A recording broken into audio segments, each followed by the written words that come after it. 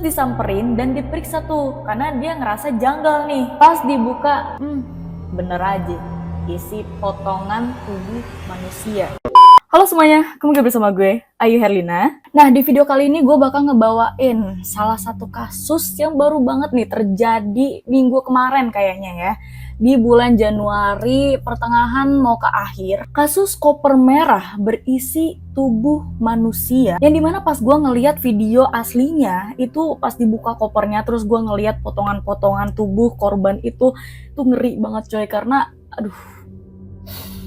karena semuanya tuh bener-bener kelihatan. Tapi guys, dibalik kengerian kasus ini tuh banyak banget hikmah dan pelajarannya yang bisa kita ambil, terutama buat orang yang udah nikah ataupun orang yang pacaran dan ada niatan buat selingkuh. Tapi sebelum masuk ke ceritanya, kalau suka sama video gue dan mau terus ngedukung gue, silahkan like, comment, subscribe, dan share ke teman-teman kalian. Oke, gue Ayu Herlina, langsung aja kita ke ceritanya.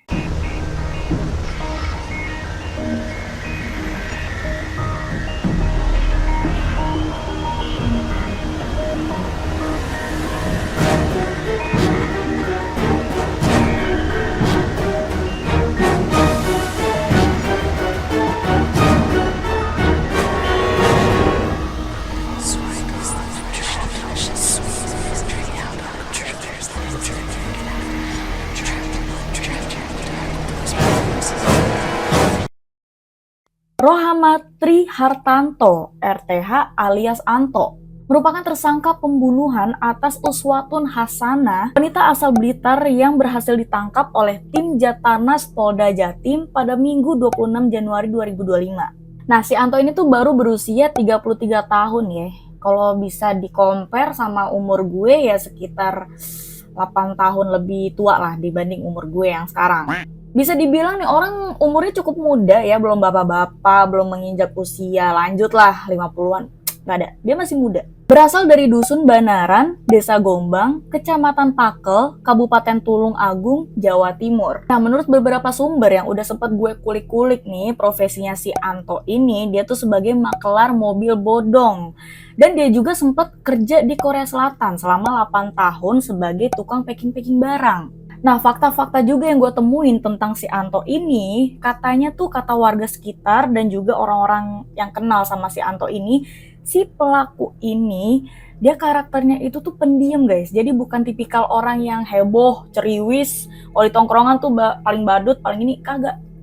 Dia bukan tipikal yang kayak gitu guys. Bisa dibilang dia tuh yang kayak, udah ngalir aja, pasrah aja orangnya gitu. Dan tersangka si Anto ini juga katanya merupakan ketua perguruan silat. Lu bayangin tuh, ketua perguruan silat. Dia ketuanya tuh di Kabupaten Tulung Agung. Kagak nyampe di situ aja. Ternyata si tersangka ini, si Anto, dia tuh juga termasuk salah satu anggota LSM atau bisa dibilang Lembaga Swadaya Masyarakat di Kabupaten Tulung Agung, yang dimana lembaganya ini tuh bergerak di bidang isu sosial masyarakat dan juga anti korupsi. Gak, gini deh, sekarang coba kalian bayangin, pasti kalian punya kan salah satu teman kalian yang emang orangnya tuh pendiam. Coba bayangin kalau dia itu emang masuk ke organisasi yang positif gitu, kayak misalkan dia ketua silat, terus juga dia ikut organisasi yang positif, pokoknya yang bener-bener baik banget lah kelihatannya. Nah, terus tiba-tiba muncul nih suatu kasus yang brutal banget ya, dan lu kan pikirannya kagak ada tuh ke sono kan, ke temen lu yang pendiam ini. Nah, tiba-tiba dikulik-kulik itu orangnya. Apa kagak shock? Sisanya siksak-sok loh. Nah, itu yang dibayangin sama warga sekitar dan juga orang-orang terdekatnya si Anto. Siapa sangka seorang Anto bisa dengan tega menghabisi nyawa yang bisa dibilang ini tuh pacarnya. Nah, tadi segitu dulu ya untuk biodatanya si Anto atau si pelaku. Sekarang kita ke biodatanya si korban nih, yang bernama Uswatun Hasanah. Uswatun Hasanah atau kita panggil aja Atun, dia ini baru berusia 29 tahun, masih muda juga nih. Dia cuman beda 4 tahunan, ya 4 tahunan sama si Anto. Nah, si Atun ini berasal dari Dusun Sidodadi, Kabupaten Blitar, Jawa Timur. Nah, profesinya si Atun ini merupakan seorang wira swasta, dan pengakuan dari berita-berita yang beredar, si Atun ini tuh katanya istri sirinya si pelaku atau si Anto. Dan di sini gue langsung sebutin poin-poinnya aja ya, fakta-fakta tentang si korban. Poin yang pertama, si Atun atau si korban, dia tuh dikenal sebagai orang yang ramah, orang yang humble, mudah bergaul, beda banget nih sama si Anto yang kepribadiannya itu pendiam. Poin yang kedua, korban juga memiliki 2 orang anak. Bisa dibilang si Atun ini tuh adalah seorang janda anak 2. Poin yang ketiga, si Atun atau si korban dia tuh udah menjalani hubungan sama si pelaku ini selama beberapa tahun belakangan ini. Dan segitu tuh poin-poin fakta-fakta tentang si korban. Kalau kalian ngerasa ada yang kurang atau mungkin ada berita lebih yang bisa kalian sampaikan di kolom komentar, gak apa-apa, komen aja di bawah. Udah ya, udah cukup jelas saya ngebahas biodatanya si pelaku dan juga biodatanya si korban. Kali ini kita langsung aja ngebahas awal mula tragedi Koper Merah. Nah, awal pertemuan si Anto sama si Atun ini, dia tuh nggak mau ngaku guys ke si Atun kalau misalkan si Anto ini tuh merupakan kepala keluarga. Dia tuh punya seorang istri dan juga seorang anak. Nah, atas pengakuannya si Anto ke si Atun ini, ya udah si Atun juga yang welcome aja gitu sama kehadirannya Anto buat ngedeketin dia, terus ya kayak PDKT pengen pacaran gitu lah. Ya normal dong, karena kan di sini si Atun juga pengen gitu punya figur seorang laki-laki yang nemenin dia, karena kan di sini dia seorang janda anak 2 kan. Dan dia juga pastinya butuh seorang ayah buat anak-anaknya. Nah cuma nih di saat beberapa bulan mereka udah pacaran, ternyata si Anto ini tuh ketahuan punya bini, punya anak. Emang lu Anto gimana ya? Dia mau selingkuh tapi kagak pinter nyembunyiinnya gitu. Nah ngelihat si Anto ini ternyata udah punya bini sama seorang anak, dia tuh kayak nggak ada niatan buat mundur gitu. Kayak ya udahlah, lo kan udah punya bini nih, udah punya keluarga segala macem, ya udah deh gue yang mundur deh gitu. Kagak ada tuh pikiran kayak gitu. Jadi dia mikirnya adalah, gue kecewa banget nih sama lo nih. Gue harus ngelabrak istri sah lo. Entah gimana caranya, gue yang labrak tuh istri sah lo. Akhirnya bener lah tuh kan, dilabrak ke kediaman istri sahnya si Anto di Jombang, Jawa Timur. Dan kejadian ini tuh disampein sama Kasubdit 3 Jatanras di Treskrimum Polda Jatim AKBP Arbaridi Jumhur. Nah motif si Atun ini sampai ngelabrak istri sahnya si Anto karena mereka ini ternyata udah pacaran 3 tahun. Jadi kan awalnya setelah beberapa bulan mereka baru pacaran tuh, kan baru ketahuan tuh kalau si Anto ini punya istri sama seorang anak. Nah di situ tuh ternyata si Atun bukannya mundur tapi malah ngelanjutin pacarannya. Sampai pada akhirnya 3 tahun ke depan, dia kan memaksakan si Anto ini tuh kayak nikahin gue sekarang, buruan nikahin gue sekarang gitu kan. Ditunggu-tunggunya tuh punya tunggu sampai 3 tahun. Dan kayaknya dia udah yang murka banget gitu ya sama istri sahnya. Barulah waktu itu dilabrak tuh setelah 3 tahun mereka pacaran. Dan kalian mau tahu si Atun ini tuh kayak cewek yang sorry to say, tapi kayak cewek yang gak tahu diri. Karena selama 3 tahun mereka pacaran itu, dia tahu si Anto punya bini dan dia tetap maksa pacaran. Dan yang lebih parahnya lagi, dia tuh kayak maksa Anto untuk ceraiin istri sahnya demi nikahin si Atun. Nah gue juga kurang paham nih, si Anto ini emang niatnya serius banget sama si Atun apa kagak? Karena menurut si Anto ini tuh merupakan keputusan yang sulit banget dilakuin. Dia sulit banget buat nyeraiin istri sahnya. Nah karena mungkin si Atun ini juga udah nunggu kelamaan gitu ya. Ya iyalah udah 3 tahun mereka pacaran kan, belum dikasih juga kepastian, belum juga tuh diceraiin istri sahnya. Akhirnya ya udah keputusannya bulat buat nyamperin ke Jombang, ngelabrak istri sahnya. Nah di sini posisinya si pelaku atau si Anto, dia tuh udah pusing banget gitu. Gue harus kayak gimana gitu kan. Di satu sisi gue gak mau ceraiin bini gue, di satu sisi dia juga gak mau ninggalin si Atun. Dan ternyata gak nyampe di situ aja, ceritanya masih berkelanjutan. Si Atun ini bener-bener murka banget di saat si Atun tahu kalau si Anto ini tuh punya anak kedua dari istri sahnya. Iya, bisa dibilang istri sahnya itu lagi hamil anak kedua atau mungkin udah lahiran anak kedua. Gue nggak tahu tuh, gue nggak tahu pasti soal itu. Nah di sini nih si Anto ini udah mulai tersinggung sama ucapannya si Atun dan mulai menyimpan rasa dendam kepada si Atun. Kayak maksud gue, lu pikir aja gitu kan, dia kan seorang ayah gitu kan, dia lagi dapat kabar gembira lah, dia punya anak baru gitu, anak keduanya gitu kan, yang baru mau lahiran atau mungkin udah lahiran, terus tiba-tiba dikasih sumpah serapah, dikasih doa yang gak baik lah dari orang lain. Jangankan Anto, gue kalau misalkan punya anak terus anak gue disumpah serapain nama orang juga yang awas lu, habis lo sama gue. Kalian kebayangkan keselnya si Anto itu udah di tahap mana? Kayak pasti si Anto tuh mikir, lu kemarin sampai ngelabrak istri sah gue, terus juga anak gue tuh yang baru lahir, lu sampai sumpah serapahin, terus tiba-tiba lu bawa cowok lain ke kosan lu. Belum juga selama 3 tahun ini dia dipaksa kan buat ceraiin istri sahnya sama si Atun. Lu kebayang nggak jadi Anto? Lu kebayang nggak jadi Anto? Si Atun ini tiba-tiba bawa cowok lain ke kosannya. Ya gue paham sih perasaannya si Anto kayak gimana ngeliat kejadian itu semua ya. Anggap aja itu karmanya dia ya. Karena kan di sini dari awal juga udah salahnya si Anto. Kenapa lu udah punya istri, udah punya seorang anak, lu masih juga nyari cewek lain, janda, anak 2 gitu. Maksud gue ya pastinya kan kalau misalkan cewek, janda, anak 2 kan dia udah butuh banget gitu ya peran seorang suami, peran seorang ayah, dan dia juga gak mau gitu buat ceraiin istrinya kalau emang lu bener-bener niat sama si Atun. Emang awal mulanya si Anto yang salah, tapi setelah tahu kalau si Anto ini punya bini, ya malah dilanjutin pacaran, ya udah dua-duanya yang salah. Singkat cerita, setelah si Anto ini tahu kalau si Atun ini bawa cowok ke kosannya, dia baru nih ada niatan untuk berbuat aksi keji terhadap si Atun. Tepatnya di tanggal 19 Januari tahun 2025, kemarin banget ya, 2 minggu yang lalu kayaknya ya. Nah, si Anto, dia memancing untuk ketemuan sama si Atun nih. Iming-iming katanya mau dikasih uang 1 juta rupiah. Akhirnya diiyakan tuh sama si Atun buat ketemuan sama si Anto, terus nanti dikasih 1 juta kan.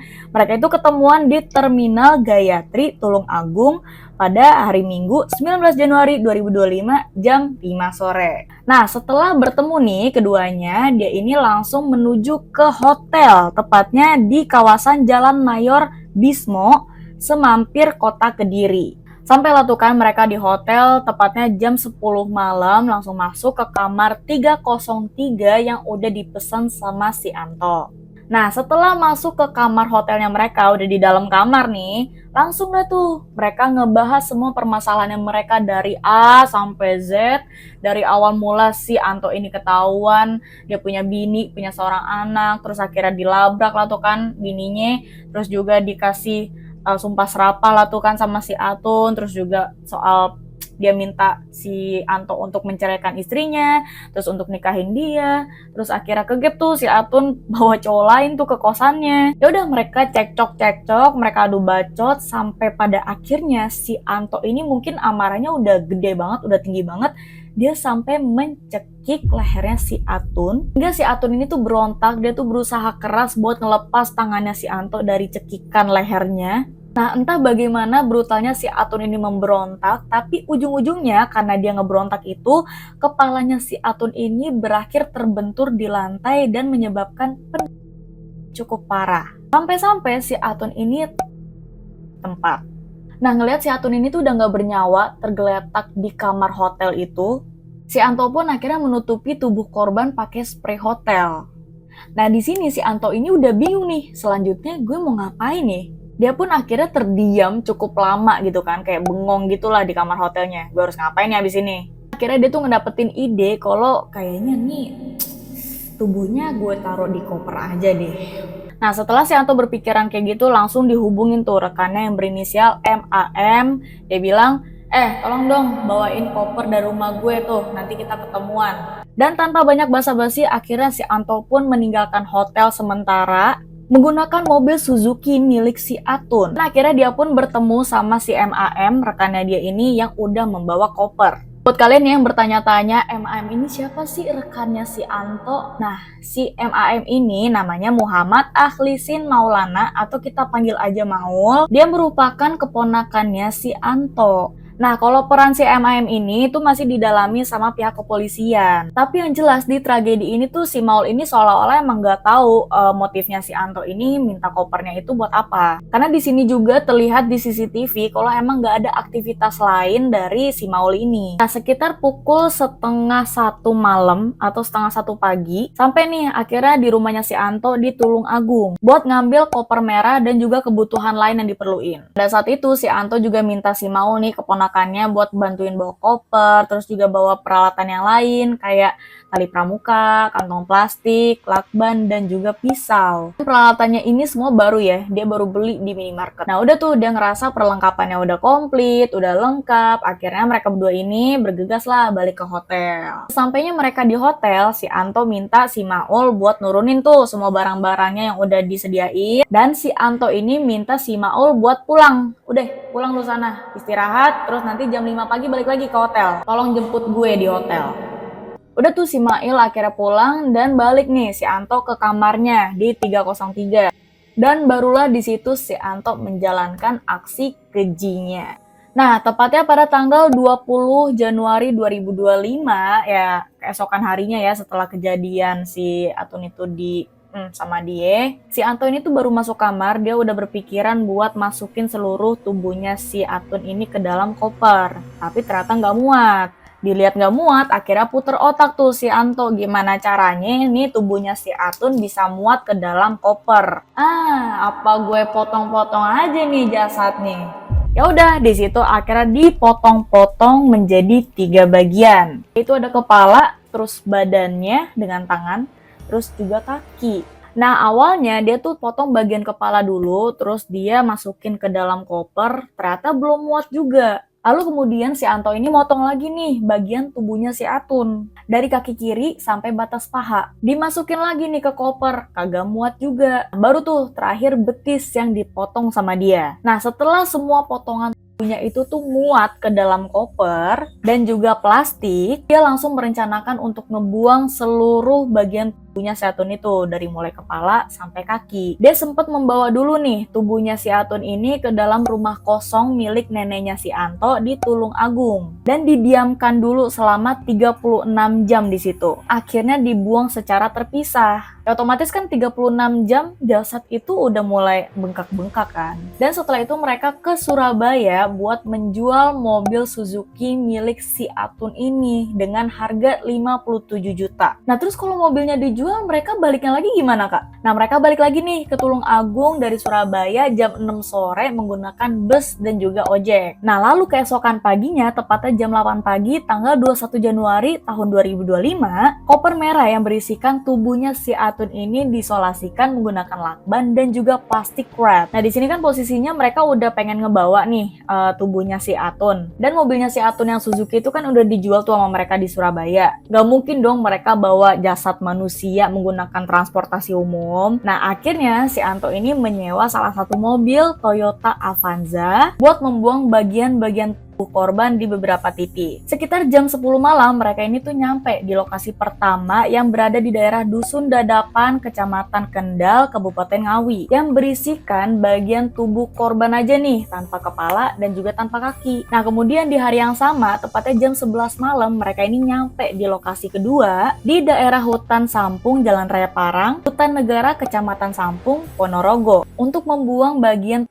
korban yaitu kakinya. Dan rencananya nggak cuma kaki aja yang bakal dibuang di Ponorogo, tapi kepalanya juga bakal dibuang di sekitar Ponorogo. Tapi ternyata menuju lokasi ketiga nih, pas saat dia pengen ngebuang kepalanya ini tuh ternyata terpental dari kaca mobil. Langsung lah tuh si Anto mengambil tuh kepalanya yang baru terpental biar nggak kelihatan sama warga sekitar. Lu bayangin kayak kepala terpental ke kaca mobil. Seserem apa? Gue gak kebayang sih.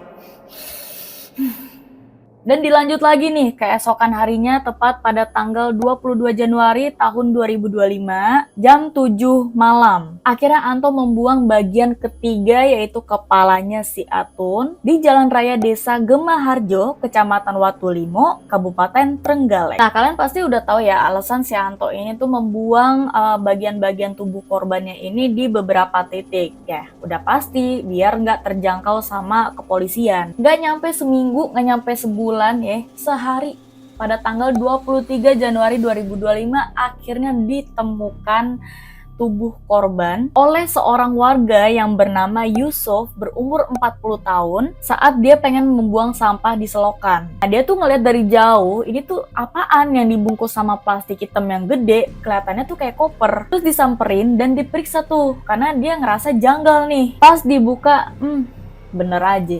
isi potongan tubuh manusia. Yang pastinya kan itu udah beberapa hari ya dari kejadian. Dia kan meninggalnya itu di tanggal 19 Januari kan si Atun. Terus dia baru ditemuinnya itu di tanggal 23 Januari. Udah sekitar 4 harian tuh jasad nggak dikubur. Pasti udah tercium dong bau-bau bangkainya gitu kan. Dan pas dicek sama si Yusuf, ini tuh kondisinya sangat-sangat mengenaskan ya. Karena potongannya ini tuh nggak ada kepala dan juga nggak ada kaki. Ya otomatis di sini tuh warga masih belum tahu guys, ini identitasnya siapa nih korbannya. Nah setelah si Yusuf ini tahu kalau di dalam koper merah itu merupakan potongan tubuh manusia, akhirnya dia ngelaporin tuh kejadian ini ke kepala desa Dadapan Andik Bataga Sagitarama, yang kemudian dilanjutkan laporan ini ke pihak kepolisian. Nah, nggak lama dari itu, ternyata identitas korban pun akhirnya berhasil diselidikin sama pihak kepolisian. Nah, identitas korban ini tuh diketahui karena kecocokan sidik jari, maupun ciri-ciri fisiknya, dan juga aksesoris yang lagi dikenain sama si korban ini. Akhirnya udah diketahuin identitas korban ini siapa, dan dikejar lah tuh pelakunya ini siapa nih. 2 hari kemudian setelah ditemukan identitas korban itu, tepatnya pada tanggal 25 Januari tahun 2025, akhirnya si Anto ini sebagai pelaku sudah ditangkap sama pihak kepolisian. Nah, pihak kepolisian melakukan penyelidikan lebih lanjut lagi di mana keberadaan potongan tubuh yang lainnya. Dia tanya nih sama si pelaku. Dalam rentan waktu kurang dari 12 jam, akhirnya pihak kepolisian menemukan sisa-sisa potongan tubuh korban yang lainnya, yaitu kepala dan juga kaki. Dan kepala korban ditemukan dibungkus plastik putih di bawah jembatan kecil tepi aliran sungai di Desa Selawe, Kecamatan Watulimo, Trenggalek pada pukul 8 pagi. Nah, dari sinilah setelah pihak kepolisian sudah mendapatkan nih bagian potongan tubuh yang lain, tim penyelidik dari Polda Jatim akhirnya membawa nih bagian tubuh-tubuh tersebut ke laboratorium forensik untuk dicocokkan dengan identitas korban. Nah, setelah polisi menyelidiki nih, siapa nih si Anto, siapa nih pelakunya, kok bisa dengan teganya dia menghabisi si cewek ini. Nah, ternyata yang lawaknya si Anto ini tuh ngaku ke pihak kepolisian kalau dia itu adalah suami sirinya si Atun. Jadi yang dia akuin sama pihak kepolisian kalau dirinya dia ini tuh bukan pacaran sama si Atun, melainkan dia tuh udah nikah siri berdua. Dan ternyata diselidikin lagi, ternyata mereka ini cuma pacaran doang. Nggak ada tuh bukti-bukti kalau mereka ini berdua emang nikah siri. Dan ternyata setelah si Anto ini pun udah ditangkap, ternyata masih ada kejanggalan nih. Nah, menurut Kepala Laboratorium Forensik Polda Jawa Timur, Kombes Marjoko, sajam yang digunakan pelaku untuk motong-motong jasadnya si korban, sama sekali nggak menunjukkan jejak. Jadi guys, ternyata si Anto ini memotong-motong tubuhnya si Atun ya di kamar mandi hotel selama 3,5 jam. Dia menggunakan pisau dapur atau pisau buah sepanjang 20 cm aja. Nah, tapi guys, menurut Kepala Laboratorium Forensik Polda Jawa Timur, Kombes Marjoko menambahkan bahwa ternyata sajam tersebut tuh nggak ada jejaknya sama sekali. Bahkan bisa dibilang negatif manusia. Nah, kenapa mereka bisa ngomong kayak gitu? Karena mereka ini sudah melakukan identifikasi menggunakan sampel manusia yang diambil nih dari resapan lantai kamar hotelnya dia itu menggunakan kasa. Kayak kalian bisa kebayang nggak kenapa si Anto ini tuh bisa dengan bersihnya tanpa meninggalkan jejak dari kasus ini. Nah, polisi tuh nggak berhenti sampai di situ aja, dia masih terus ngulik nih kasusnya si Atun ini. Nah, setelah diusut tuntas nih, ternyata memang benar guys, kalau si Anto ini tuh menggunakan pisau hijau, pisau dapur, dan si Anto ini tuh bukan motong tulang-tulangnya guys, melainkan dia tuh potong part-part sendinya si Atun ini. Kayak kalian kebayang kan?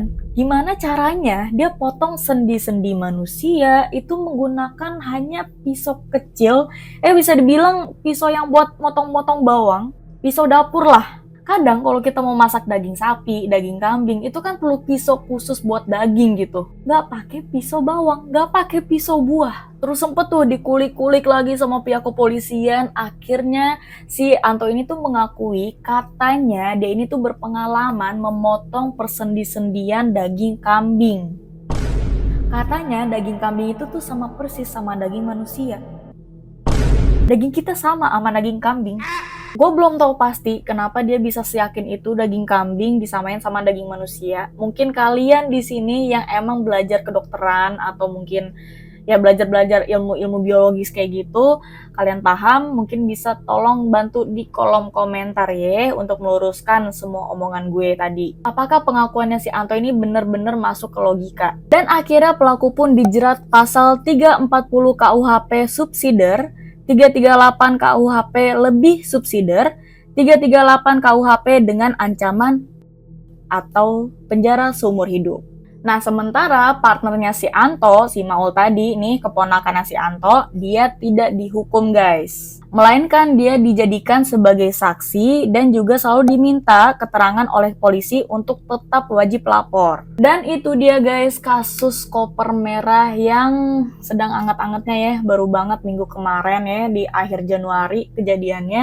Dan sekarang baru awal Februari, kurang gercep apa gue. Banyak pembelajaran yang dapat kita ambil di sini, apalagi buat orang-orang yang sudah menikah, sudah punya anak gitu ya. Dan juga orang-orang yang masih pacaran, buat jangan pernah sesekali kalian ada niatan selingkuh atau nyakitin pasangan kalian, karena itu bisa berdampak besar. Berimpaknya tuh dendam seseorang tuh kita nggak tahu niatnya orang, kalau udah kesal sama kita tuh bakal kayak gimana. Makanya deh, kagak usah deh lu ya ngide buat jahat-jahatin orang segala macem.